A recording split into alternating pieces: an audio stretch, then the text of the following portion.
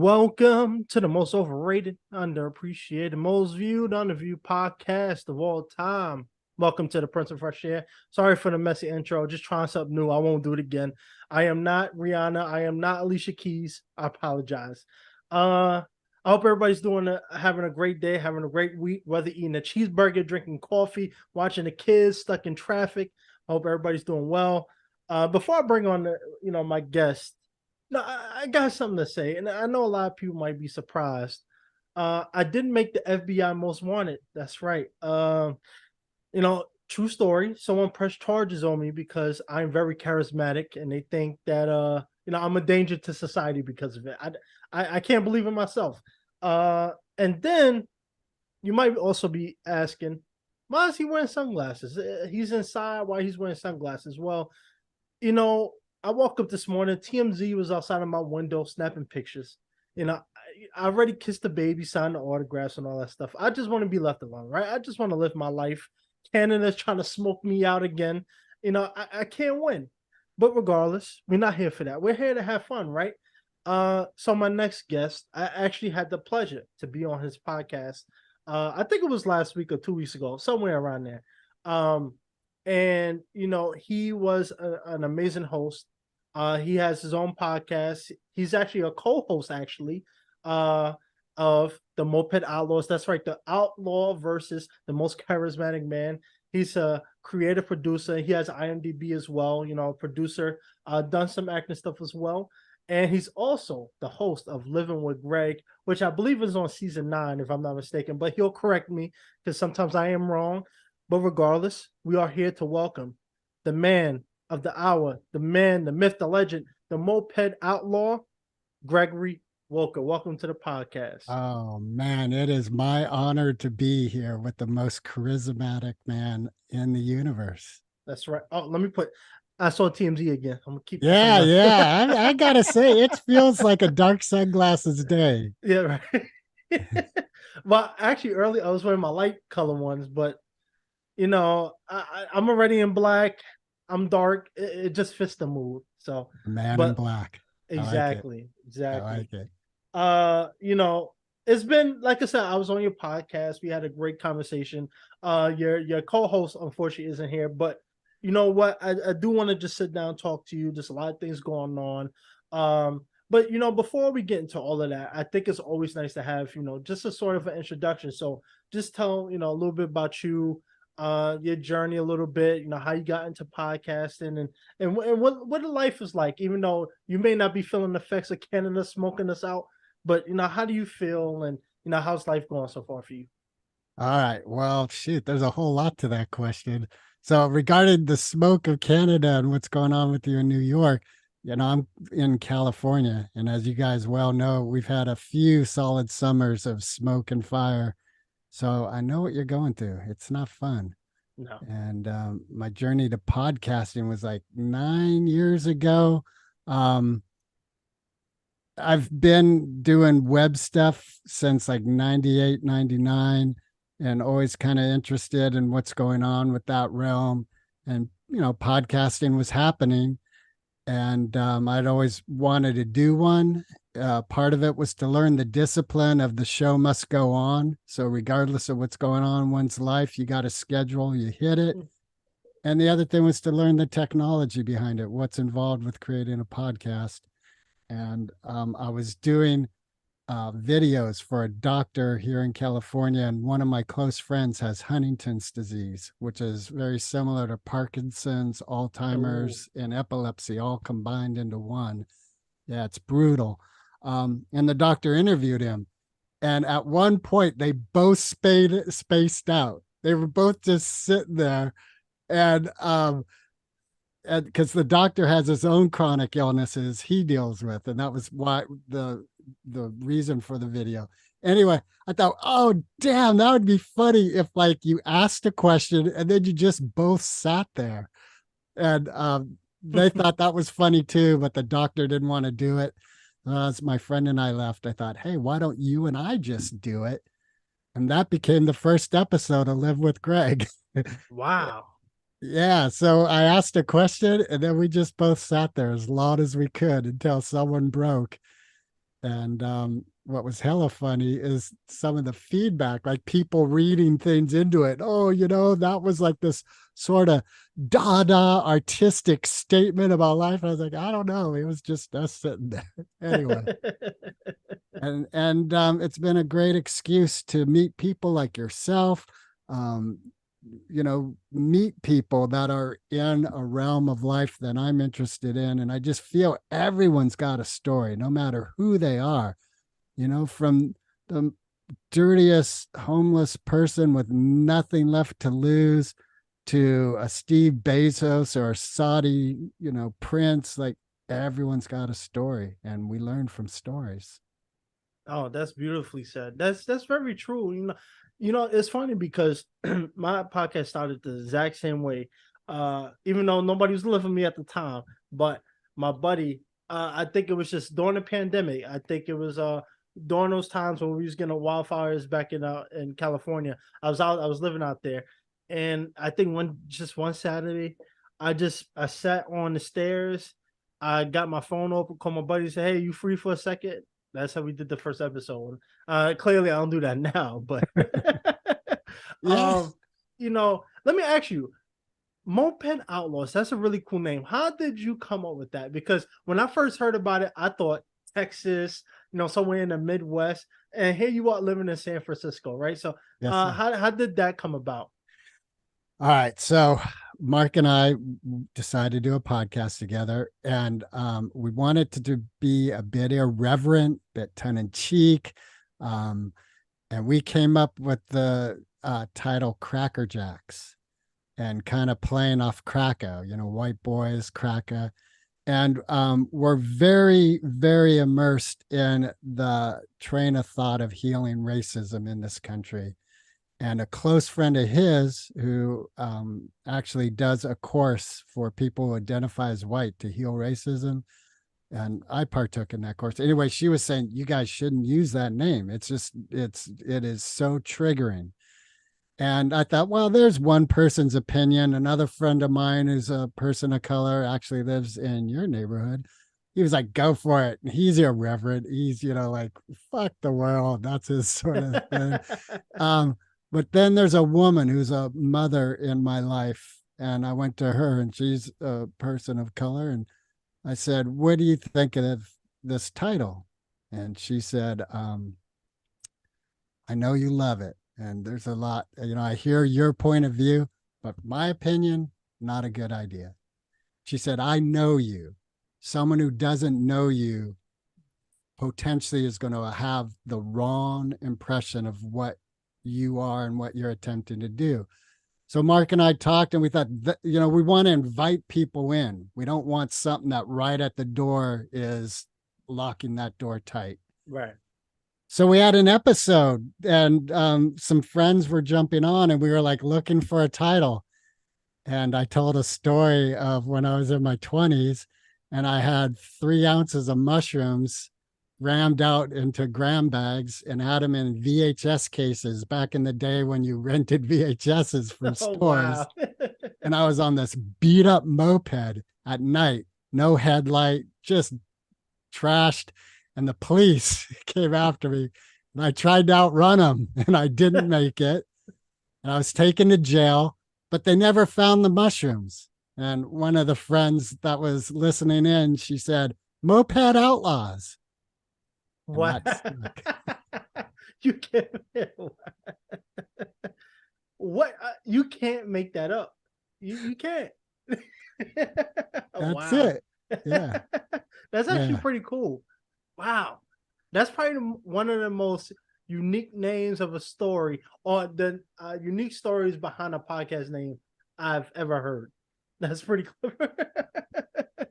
Yeah, like, I don't think it hit either one of us like on point, but it definitely settled in. And by the end of the episode, we were like, there's our new name. So wow, that is it actually stands out. It's a clever name. I think it's definitely not something when I never jumped to that story. When I thought about it, I just thought about 2 guys who just do what they do, enjoy what they love, doing what they love, and nobody's stopping them. So to hear that story, it's like, huh, maybe I shouldn't be on the FBI most wanted. No, I'm kidding. No, I'm kidding. Well, Yeah. well, one of the things I like about it is I think one of the things I resonate with you is there's an outlaw vibe in the sense like there's a lot of rules on this planet that aren't meant to be abided by. I think you and I both believe in a higher power, uh, commonality with life and a respect for life. And some rules and laws are not created in respect to that. So to be true to ourselves, we are going to be outlaws. And then the moped aspect kind of softens that whole vibe of gangster violence, chaos. Right. It's a nice, it brings it down just a touch. It's like, a little sweet, a little salty, but it balances out. I get it. Yeah. But I do agree with you on, some rules are meant to be broken, right? And we live in a world where nothing is black and white. This gray, there's all the colors as well. And I think for me, I actually just did a piece for a newspaper. They was doing an article for me, and one of the questions they asked me was like, "Are you a risk taker?" And what do you define as a risk taker? And I always say, life is all about choices, and sometimes you have to take risks. Some people like to play safe, and I understand that. Some people would just don't give a crap about nothing. There's people like that, but there's also some people like us who decide to take risks, in life. And I think that's the most important thing. I may not be a gambler, but I like to bet on myself too. Yeah. So, I think that's important. I think people need to risk, throw, make, you know, be true to yourself, but also take that leap of faith. You don't always have to play it safe. Life is all about roller coasters up and down. And you never know what's going to happen regardless. So you might as well make the fun of it, right? Amen. Absolutely. Absolutely. Yes. That was beautifully said. I couldn't even thought about that better. I didn't even think. I just said it. And I hope someone wrote that down. I'll listen back to it. I'll write it down for you. All right. All right. Now, let's get into some fun stuff. And I think we talked about it with you and when I was on your podcast. And, AI, it's been blown up. I'm seeing a lot more articles about it. I actually just read it was a article, I think it was about Forbes, the 12 jobs that will probably disappear in the next 10 years. And you're a producer. Like I said, you've done some films, and you produce your own stuff as well. AI is here, right? We talked about it, but I want to get your opinion because I feel like I did most of the talking last time. But as a producer, as one, podcast host, as one who has your own series going on, how do you feel about AI? What's happening? Because on one side, there's people like, hey, AI's here, it's here to help us. We should embrace it. And then there's some people that say, well, we need to be careful because this is another thing that could potentially go wrong. Our jobs would be destroyed and lost, and people's gonna have trouble finding work. So what is your opinions on it? Well, the simple thing is it's here and it's not going away. So it doesn't matter whether you welcome it, you are afraid of it, whatever, it's here. So from that perspective, I personally think it's wise to embrace it. And part of that embracing is being aware of potentials that could be bad and doing one's best to have some forethought with its integration in life. It's interesting, like the episode we did together, there was a lot of talk about the ability to create an actor. And so you create a film and that person in the film isn't really there. It's all computerized. And so like taking a Matt Damon, and instead of paying 26 million for him to show up and be in your film, you get 4 million for the right of his image and his voice, and it's created. I don't think we're there right now.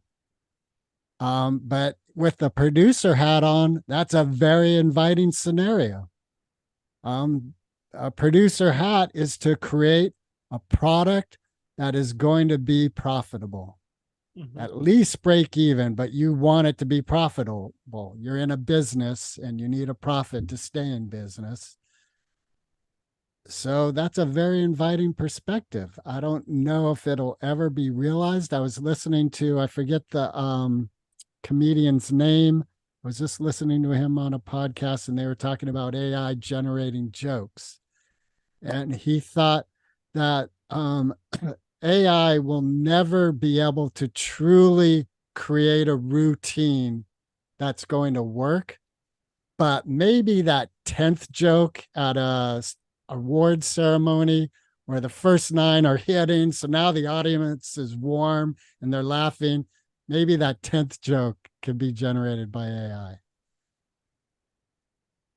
You know, it's a good point, but you know what? I think I mentioned it on your podcast. I remember I was watching the series Wired on YouTube, and this scientist had robots that, she could command them like Siri. When you say, "Hey Siri, do this," these robots, she could pet them. They make a noise. She could tell them, "Hey, grab this pen and give it to me." That type of thing. Now we're seeing, college students write whole essays with AI. I'm sure professors, not throwing nobody on the bus because I don't know for sure, but I'm sure a lot of people are using AI now in corporate world, professional settings, schools, and it's here. And the reason why I asked you about the producer thing, I was talking to my manager 2 days ago about this, but the writer strike is happening, and a lot of people are on board with it, right? But I also see the other side, mostly actors, who are saying, "Hey, man, let's go, man. I'm trying to work. I'm trying to make some money. I'm trying to be on TV. What's taking so long? Why y'all complaining? Just take your money and go home, right?" And I think a lot of people don't truly understand the impact that the writer strike is actually trying to achieve. You know, the thing with AI, I think I have mentioned this too. 20 was yes, 20 years ago, I Robot Will Smith came out, right? And we Mhm. saw the whole thing with the robots, programmed to help everybody, and then they went rogue and took it over. Technology has taken over, right? We didn't think that was gonna happen. Terminator 2, Skynet, went rogue, the internet created its own thing.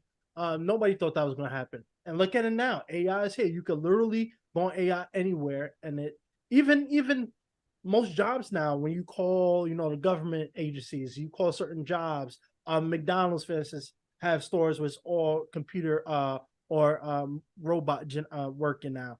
It's here, and I think the issue is people don't realize, but when these corporations, the big brands, for us being in the entertainment industry, Warner Brothers, all of them, if they realize, hey, you know, I don't need to Marvel, for instance. Marvel's like, our films normally generate our budget is usually $250 million, right? Now, I don't need to have all these people. I don't need to have all these people on payroll. We can find shortcuts. So instead of 250 million, let's bring that down to about 75 million. And for them, it's great because, saving money. The more money they generate in the box office, more profit, right? But for the writers, the actors, the producers, directors, the sound gaffers, all the people behind the scenes, that means less work for them because they're probably going to cut some of those jobs. Two, is going to be very competitive because now you're competing with technology. Three, it's going to be less money involved because now these corporations are saying, "Hey, Gregory, we know you're a producer, right? But AI wrote the script and we just need him to perfect it. We don't really need your input right now. So instead of giving you 5 million, how about you take 750,000, right? To the average person, seems like a lot of money, but you have a lifestyle to maintain. You got a family, so it's not about being greedy. It's about being paid rightly and protecting your work. I think anybody, whether you're an actor, an athlete, you work at McDonald's, whatever, you want to protect yourself and your work. You want to get paid for your service. So I think that's what's important. I do agree on that, but like I said, there's some people say, "Hey, you're being greedy. You need to just sit down, shut up, and let everybody else make some money." What do you think about that? Well, the whole you're being greedy thing, I think's ridiculous. I think everyone should have like free will, a part of free will is to strive to excel to one's best. So greed is, I think, a term that is not appropriate to the conversation. I my personal belief is very spiritual. I think human beings are a part of life, nature, this eternal aspect of reality. And just as a sprout finds a crack in cement and grows through it, and then slowly it breaks that cement apart and that cement crumbles back into the earth, I think that humanity and life will always find a way through the technology to thrive. And there's an aspect of like who Percy is that AI cannot be programmed. It's that human element of imagination where, like, everything said do a left turn and the man went right. Like, whoa, where'd that come from? That's Yeah. that, I know labels are triggering, but I'd say that's the God seed of who you are, you Percy, who I am, Greg, who humanity is. It's that where everything said go left, they went right, and it turns out right was a great choice. Mm-hmm. Yeah, you're right. The one thing I will say, a robot can't capture these boyish good looks, this amazing hair. So I'm not too worried. That hair will always be unique to you. Hey, but you know what, man? It's technology. I'm not putting past nothing anymore. Although I think I have a good shot at this, but yeah, it's one of those things. It's like I said, I'm in that generation where I didn't really grow up, with the big box TV and all that stuff. I grew up playing outside, but also grew up in the era where technology was booming. We had Kick, Facebook, Twitter, so I've seen it, right? And I think the issue with AI is I was watching a video interview Ice Cube, actor, rapper did, and it's going to be the over reliance on AI that's going to be an issue because now, like I said, these corporations looking at it like, hey, we get to save money. We don't need to pay you a livable salary. These machines work for free. We don't need you, right? But at the same time, what was going to end up happening, which I think the only reason I'm talking about this stuff is eventually we're already seeing fast food jobs disappear. We're already seeing farm work disappear. We're already seeing a lot of corporate jobs being disappear. We've seen a lot of people in tech getting fired recently. Apparently, a lot of major entertainment companies. I know ESPN is just laying off some of the most long tenured, on camera talent. It is getting to that point where they're starting to realize, hey, we don't need to pay people this much money. We have easier things that we can program or that works for us directly. We don't have to worry about a Percy going on camera, smiling, going off script. We could do our thing over here.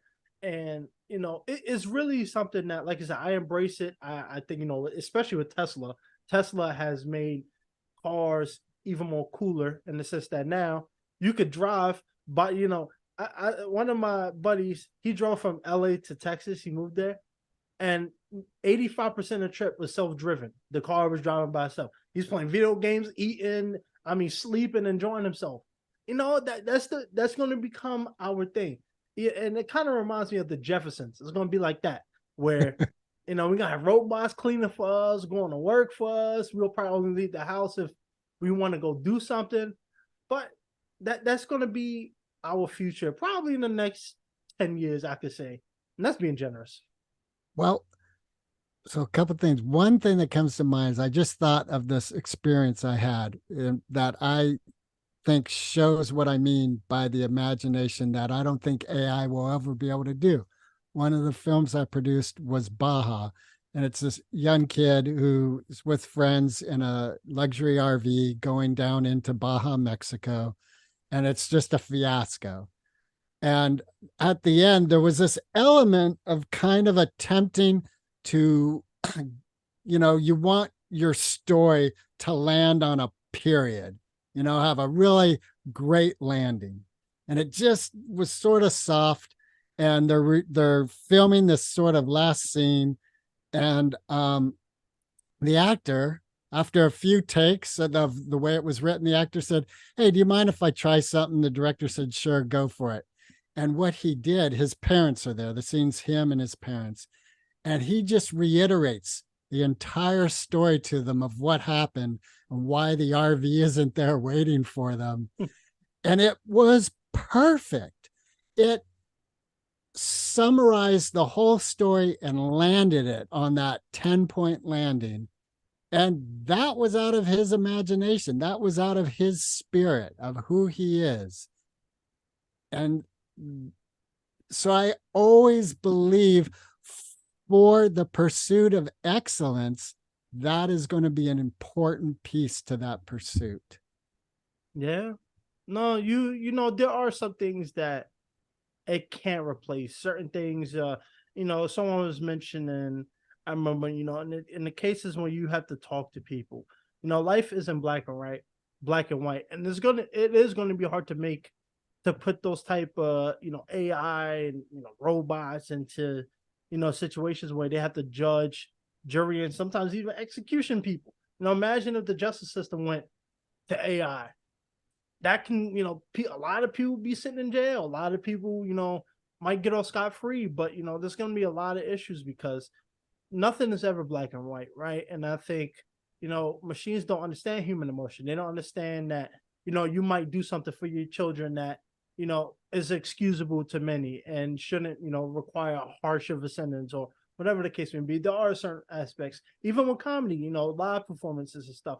But what we have been seeing is, I know in LA, they have the Tupac show where you can watch a whole digital reenactment of Tupac.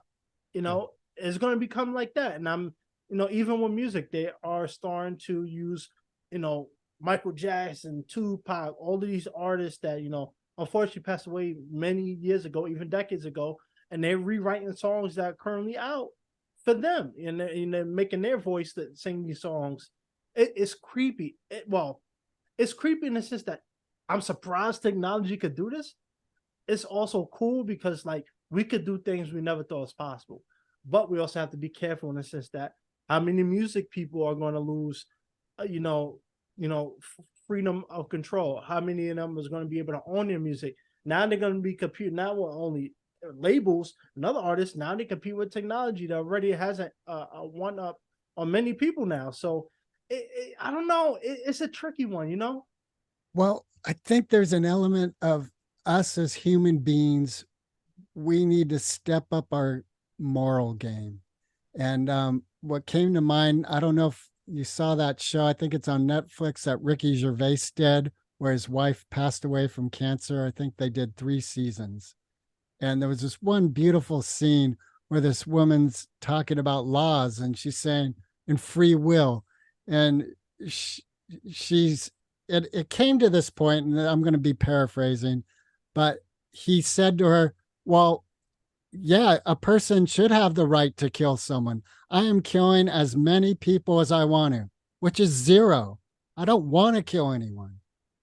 And that, like, part of, I think, the danger we consider with AI and what's going on is potentially I can create a video of you, Percy, doing something that you weren't even in the place where it is being shown, right, but it sure looks real. And that could create a lot of trouble. So now we're relying on my moral standards to not want to do that. I don't want to fuck with your life in that way. Yeah. No, you're right.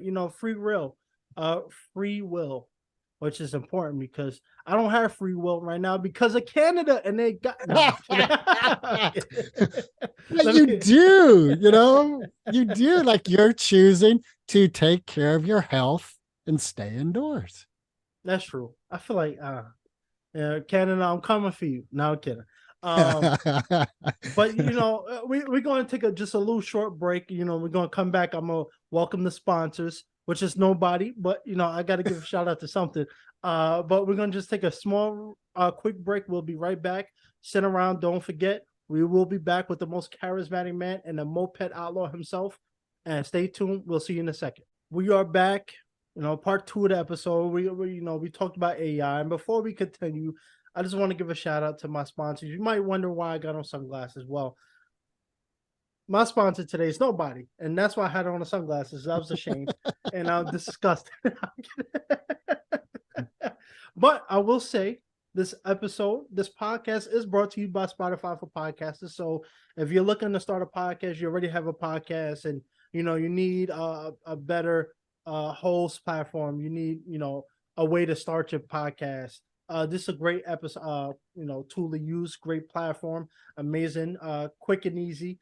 And like I always say, if you want to be like me, it takes a little work. So no, I'm kidding. But anyway, we're back with Yes, my guest. And we was talking about AI for a little bit. I want to switch gears a little bit because some stuff has been happening recently. I want to get your take on the All government. The government, it's been a while since I've done an episode addressing the government, but the Supreme Court is back at it again. Joe Biden have made the student loan forgiveness, and right. recently the Supreme Court decided, hey, y'all not getting no relief, f off. Now there are people who think that's the right choice. Hey, you took out those loans, go pay for them, right? And then there's other people saying, the pandemic has changed the job market. A lot of people aren't working in the fields that they went to school for. And we taking out all these loans. I was 18. I didn't realize that, taking out $100,000 of student loans was, a big thing until now. So, how do you feel about that ruling, and what is your opinions on this whole situation? Well, I gotta say, when I heard that there was going to be relief, I was celebrating because I have student debt. Um, However, I believe ultimately I signed the documents. It's my responsibility. I'd be happy if someone came and said, "Hey, you don't have to pay that back. Celebrate." But on the other hand, I think it's my debt, and I think we're in a recession. Um, People are getting laid off, and I believe that's real. But my daughter paid off her entire student loan, and she has worked hard. It wasn't my money, it was her money. So there is an element of why should I be taken off the hook when she did the work to get off the hook on her own? Like, what is she getting? Nothing. Right. So I think relieving student debt would have been nice, but not a requirement.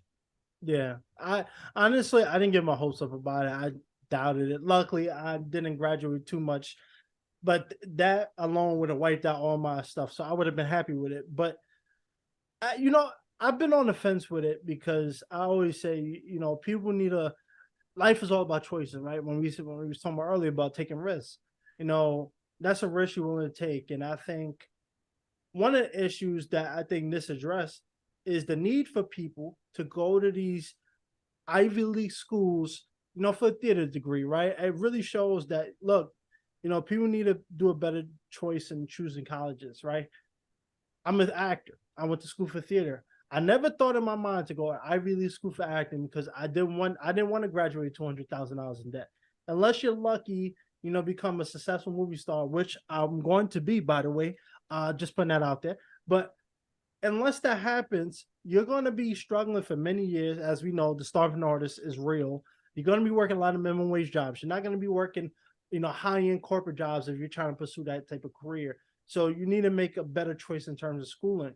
But we also have lived in a society where you had to go to college, or people made you feel like you had to go to school. And if you didn't go to some of these big schools, you're going to be competing with the Harvard, guy.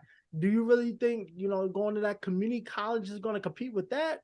And I think a lot of things have and need to be addressed. The transparency of, student loans. A lot of people didn't realize. I didn't realize, to be honest with you, until my third year that I was taking out loans. I just thought, when I'm signing my every semester, spring semester, fall semester actually, when I was signing my scholarship stuff, I didn't realize I was taking out a loan, Right. Right. and, when upon graduating, I had to take my my leaving college class. I was like, wait, what? I gotta pay this back, and I think there's some transparency that needs to be happening. But on the other hand, I do say, hey, you decided to go party your life away at Yale. You didn't get the job you want. That don't mean that the government gets a free handout, give you a free handout. But even then, even if they did scrap it, let's say Supreme Court passed it and said, you know what, it's going to reflect. Okay, you may not see that big balance now. It's like a car. You go into a dealership. The guy says, hey, I'll knock down the car price for you, but I'm a rate. He didn't tell you he raised the interest on you as well. So yeah, you may not think that $50,000 price tag isn't as high when he knocks it down to 30, but when your interest goes from 5% to 19%, so it's definitely something that it's hard, because it's like, on one hand you do want to help people, especially the pandemic to now, things have changed. People, like you said, it's like a recession, and then the price of groceries.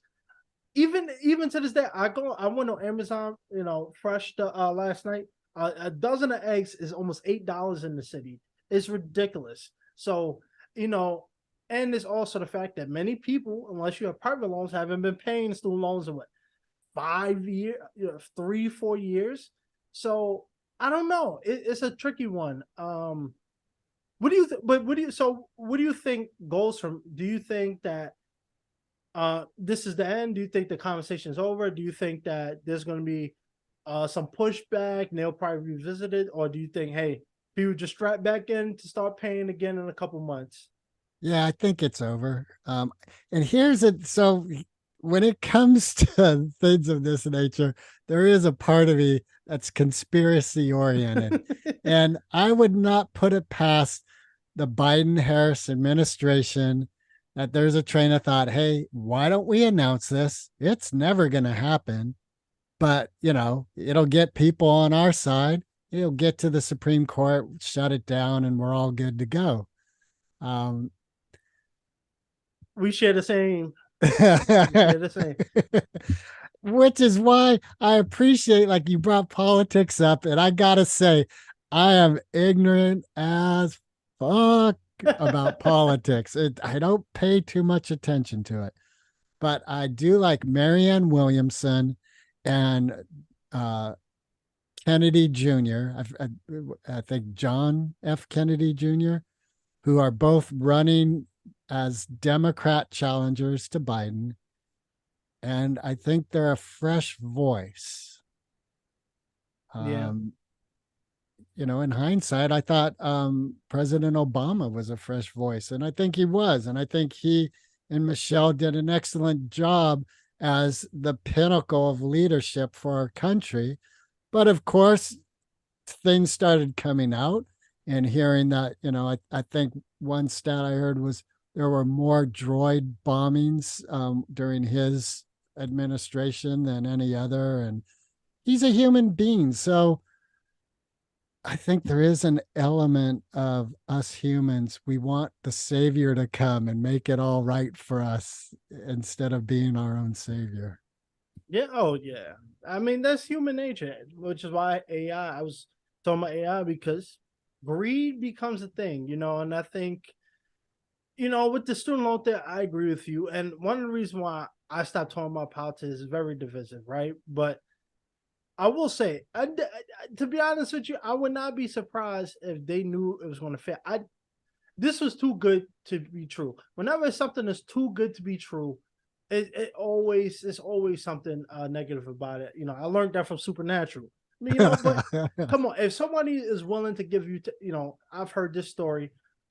So if someone is willing to fly you out on a private jet without meeting you, it's too good to be true. That just don't happen. And if it does, it's probably someone.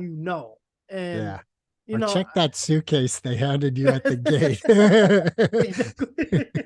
Hey, 15 grand just to take that to where you're going. Come on.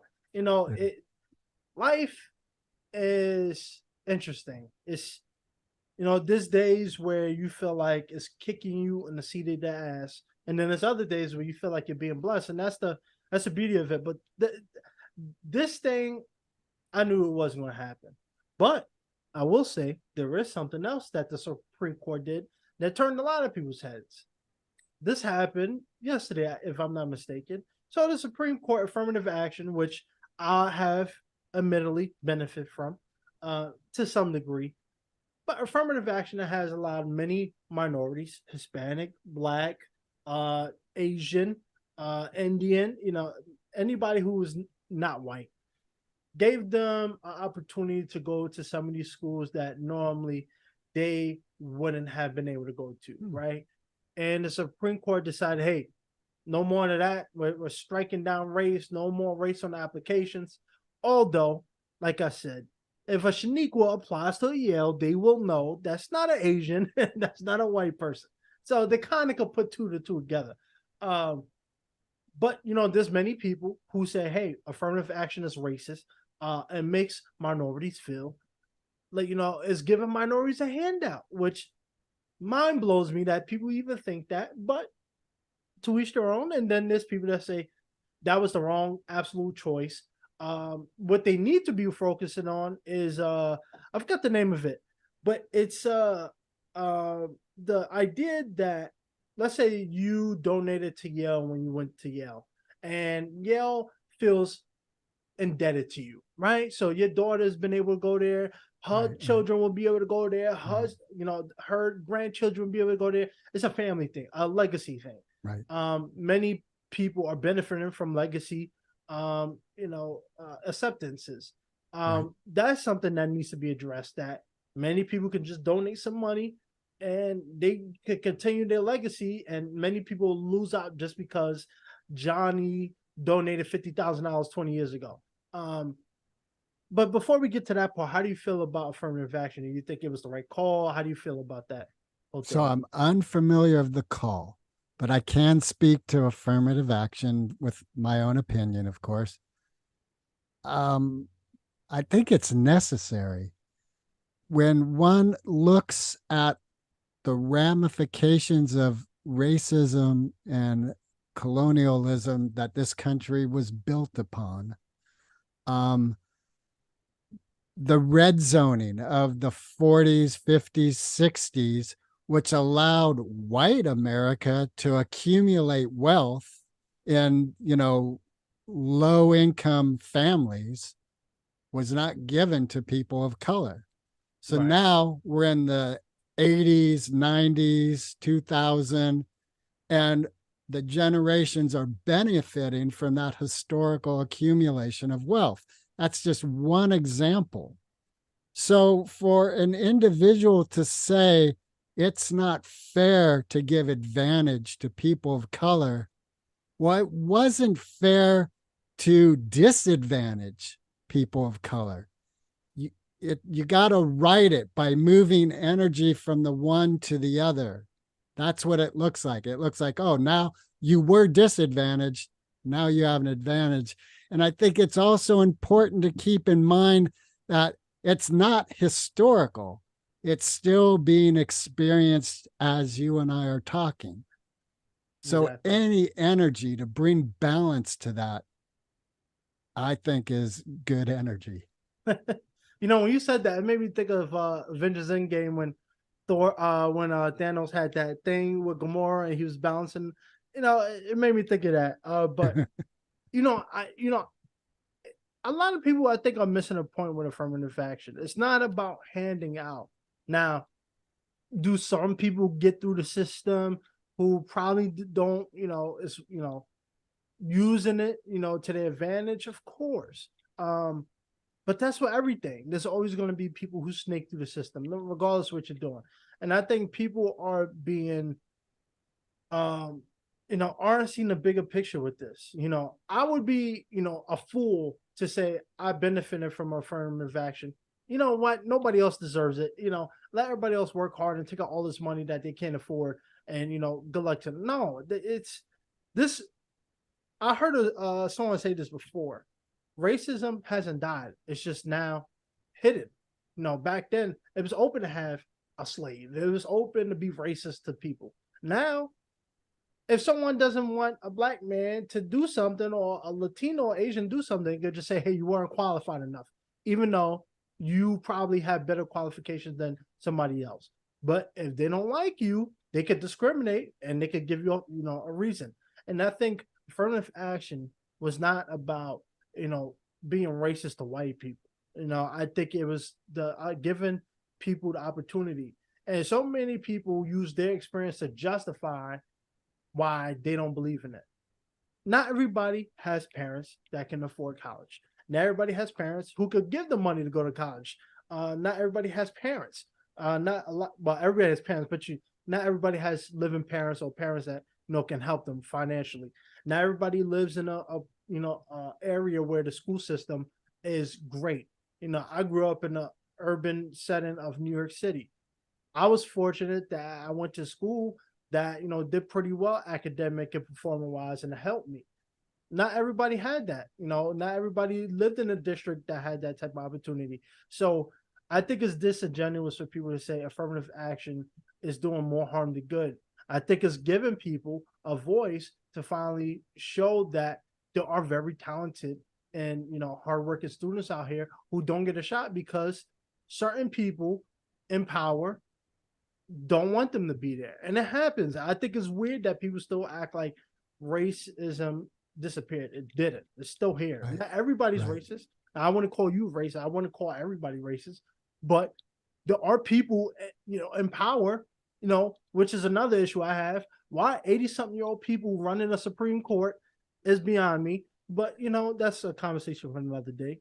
But let me ask you this. And I had mentioned it earlier, where the legacy hand-me-downs when it comes to school. That's a huge problem. We've heard of cases, USC, some of these other schools where people with money are paying off the schools, paying off the professors to help get their kids in these schools.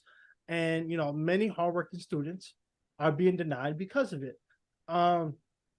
What do you think that is something that needs to be addressed, especially when we're talking about, the bigger schools, that type of thing happening? That's a great question. I think that more important is the criminal aspects that are happening that are available to the wealthy here in Marin County, where I live. Just recently, like a few years ago, there was a bust of a bunch of families that would hire a guy to get their kids into Yale, Harvard, USC, etc., through false scholarship things. He would be able to build a picture and the school would accept him, and there's donations involved. That is criminal. And that should be, tapped down. The legacy piece is difficult because you want to be in the entertainment industry. Let's say I give you $2 million to make a film. You make that film. It does all right, maybe. I give you another 3 million. Let's say a period of time has gone by and you've now got 6 films that I've been a part of as an executive producer, financing. We're happy with each other. We're friends. We're like doing things. Like, oh, Percy, you know what? My daughter wants to be an actress. Do you think you could give her a shot at this? There's a strong possibility you're going to say, yeah, definitely. Right. Yeah, that's a fair point. That is a fair point. And I would say it's a tricky one because, a lot of schools, they realize, hey, the more money to help us, the better, right? And I think one of the things when it comes to colleges is even in Hollywood, I think legacy, nepotism, and all that stuff, if it really truly benefits the project, I wouldn't mind, right? But when you're having people who really don't deserve it, who's not really putting in the work, and the industry is changing, I will say. It's becoming more about finding new talent, which I appreciate because back then it used to be, oh, yo, Johnny Depp, you have a child, let's bring him in.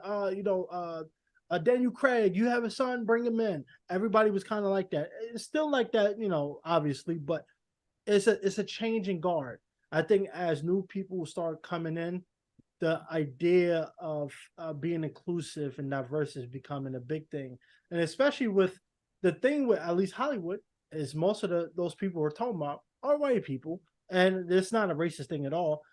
But you don't really see a lot of people of color in Hollywood, you know, having nepotism because normally a lot of them haven't been around or long enough to actually do that. So the industry has always been, you know, the leading man, white man, leading girl, white girl. So a lot of those people who grew up in the 80s and 90s, early 2000s, who's still in the industry, their kids are starting to benefit from that too. Timothy Chalamet.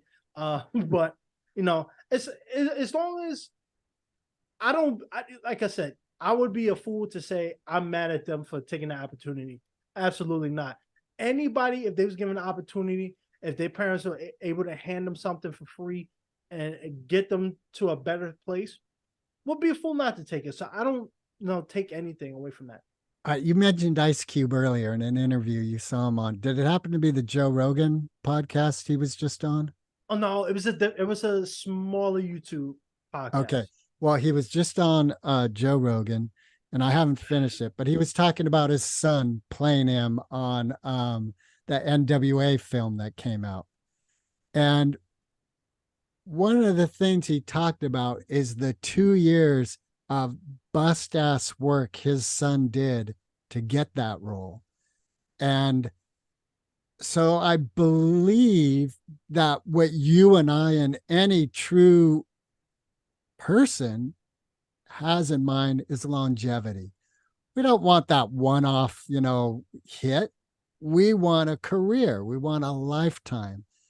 And so nepotism by itself isn't going to create a lifetime career. And a person on the surface could say, well, Ice Cube just handed that role to his kid. But then you hear Ice Cube talk about, no, not at all. In fact, he put challenges in the way to kind of see, does my son really want to do this?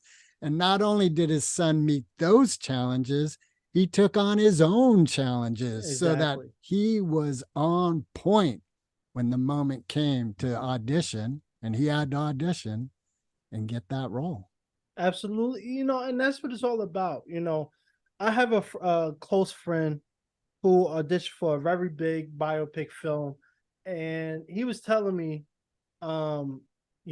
he almost had it, but family was involved, and they ended up choosing somebody who's in the family.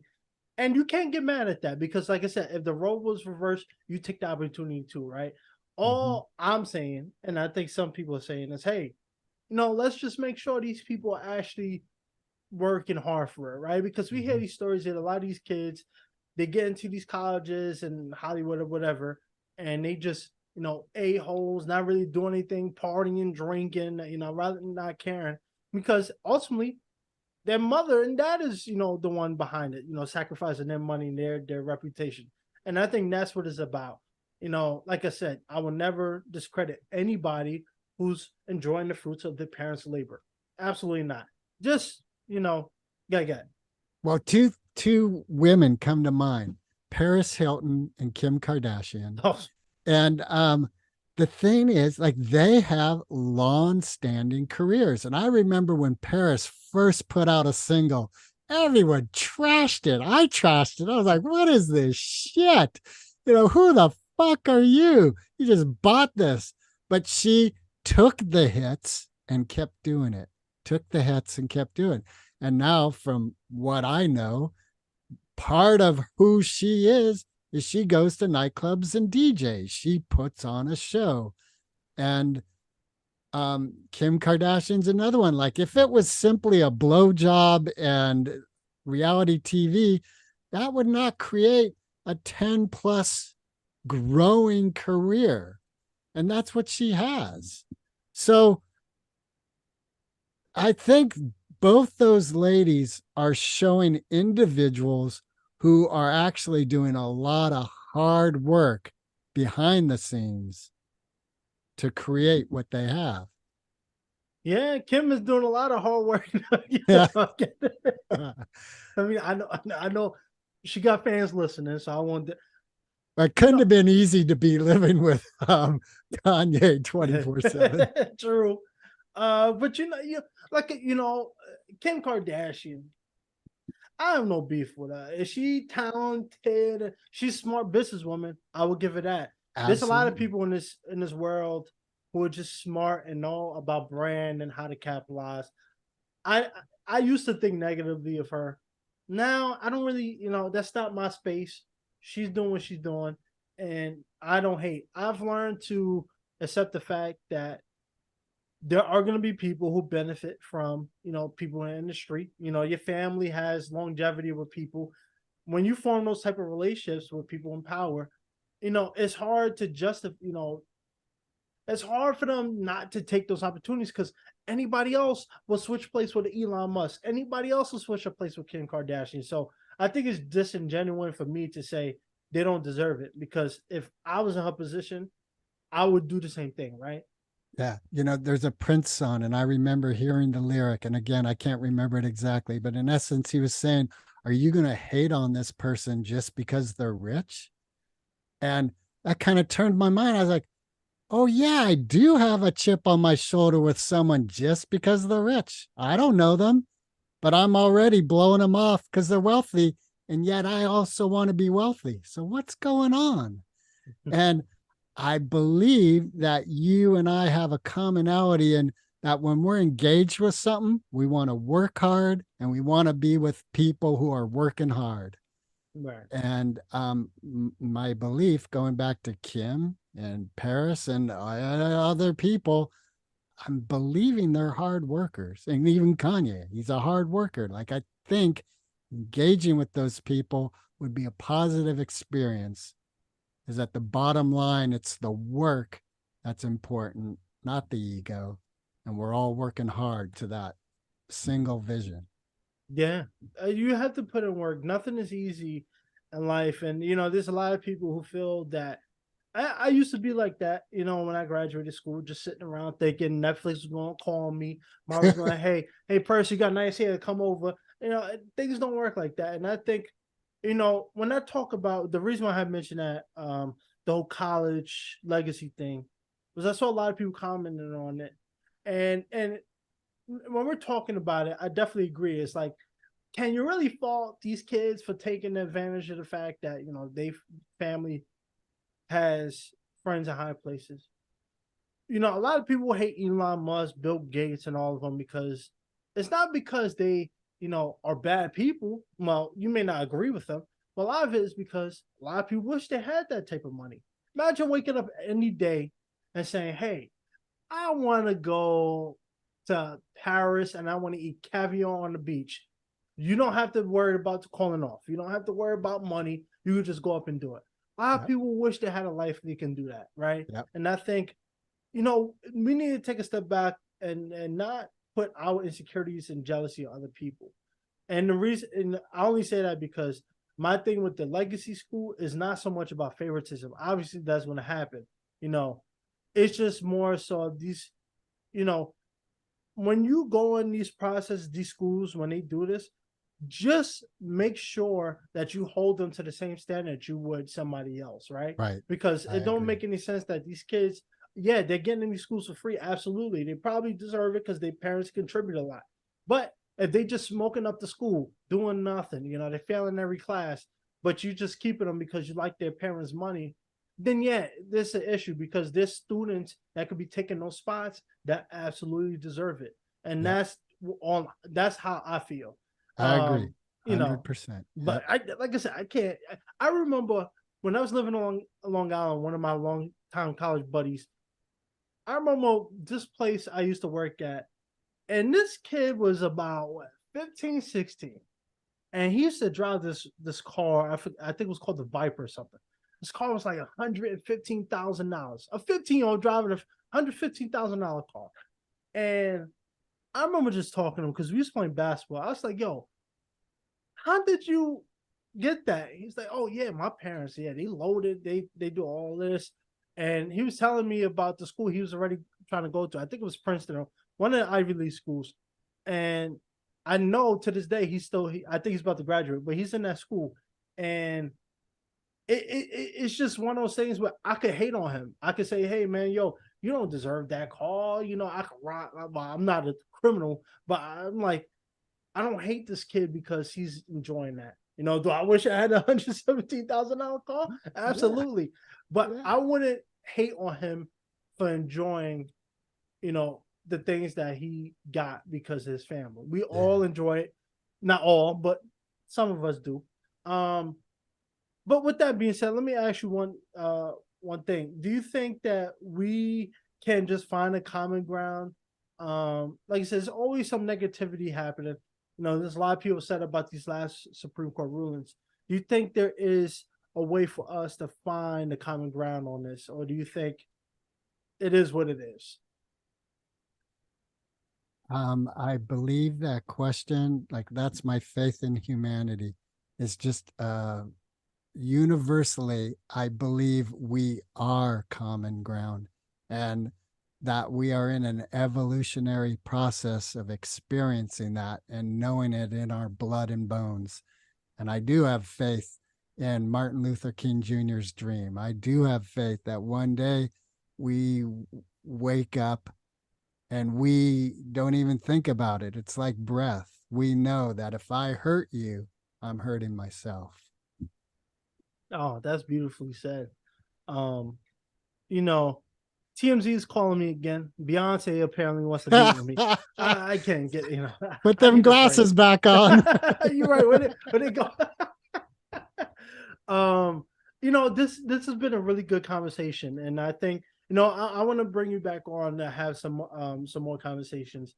I'd love you know, that. I gotta, you know, dinner meeting with Kim Kardashian of all people. Can you believe it? And tell her I say hi. She won't know who's saying hi, but tell her I say hi. I'll make sure by the end of the night I do. No, but you know, you're an amazing guy, man. You're very insightful. You know, you care about people. We don't get to hear people like that often. Like I said, there's a lot of negativity going on. A lot of people, you know, a lot of hatred in this society now. But you know, before we go, where can people listen to your podcast, find you? I know you have a website and all that, but I'll let you do the honors. Where can people find your amazing work? All right. So Moped Outlaws is mopedoutlaws.com, and Live with Greg lives at gregorywilker.com, GREGORYWILKER.com. And that's kind of the linchpin for everything that I'm about right now. The good, the bad, and the ugly. So there is some ugly. Trust me, I have my ugly days. I don't always wake up this good looking. All right.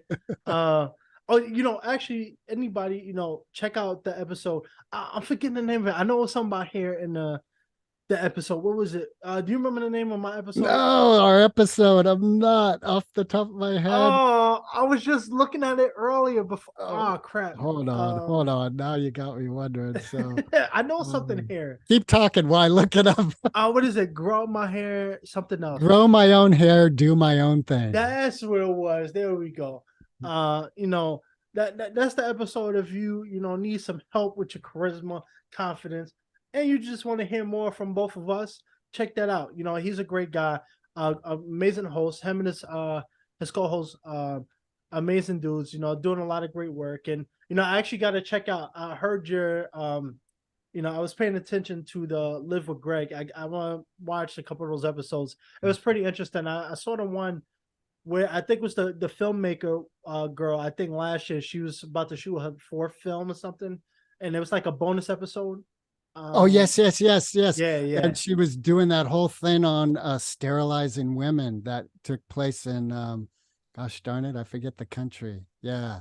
Was it India or no? It was like Switzerland or some sort of like country that I personally didn't associate with that kind of thing, but it was based on, you know, the story was fictional, but it was based on a real historical thing, which of course resonated with, as I was learning about racism and stuff, hearing how people of color go in for a minor medical procedure and come out sterile, and that there's so much historical chaos I have learned about this country, and inhumane practices of racism.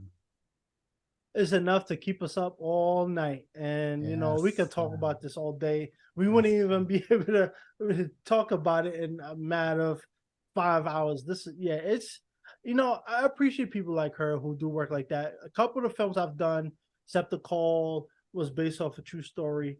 A couple kids from Minneapolis, black kids who got caught up, with the FBI, and I think all of them are still locked up in federal prison to this day. And people who go out there and do work like that, it takes a special person, and we need more people like that. Unfortunately, the problem is these superhero movies, which I do want to be a part of, but I will say these superhero movies are ruining that type of experience. But hopefully we will get to that point where, especially the film festivals will give those type of films the recognition they deserve, because they definitely deserve it. Yep, I agree.